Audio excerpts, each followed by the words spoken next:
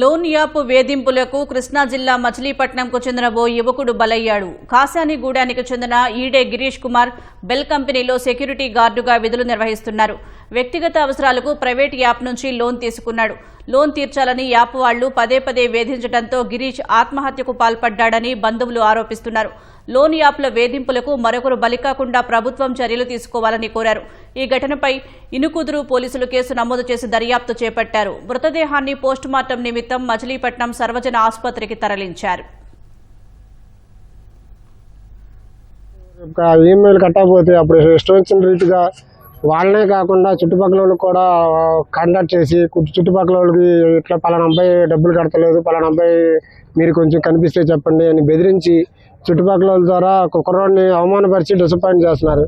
దానివల్ల ఎదిరించేవాడైతే నాకేంట్లోనే వదిలేస్తున్నాడు.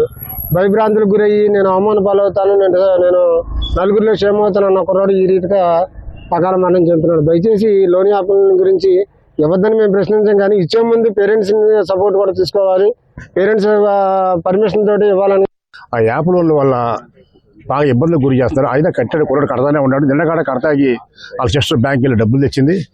ఎంతలో నేను కుర్రాడు వేధింపులు చేయడం, కాంటాక్ట్ నెంబర్లు ఏ నెంబర్లు ఉన్నాయో చుట్టుపక్కల ఇల్లు పక్కల వాళ్ళకి తీసుకెళ్ళి నెంబర్లు చేసి వాళ్ళని గట్టిగా మీరే బాధ్యత, మీ ఫోన్ నెంబర్ ఇచ్చారని చెప్పి వాళ్ళని బెదిరిస్తాం. వీళ్ళెళ్ళి వాళ్ళ అమ్మగారిని అడుగుతాం. కుర్రాడు అవమానంగా ఫీల్ అయ్యాడు. అంతేకాకుండా ఇంకా కొన్ని సంఘటనల్లో వాళ్ళు లోన్ కట్టపోతే ఈ తలకాయ మ్యాపింగ్ చేసి బూత్ బొమ్మలుగా అసహ్యంగా పెడుతున్నారు. దానికి అవమానంగా ఫీల్ అయ్యి దీని మీద చట్టపరంగా రాష్ట్ర గవర్నమెంట్ కుల రేవంత్ గారు కానీ పోలీసు వారు కానీ గట్టి చర్య తీసుకోవాలని కోరుతున్నాం.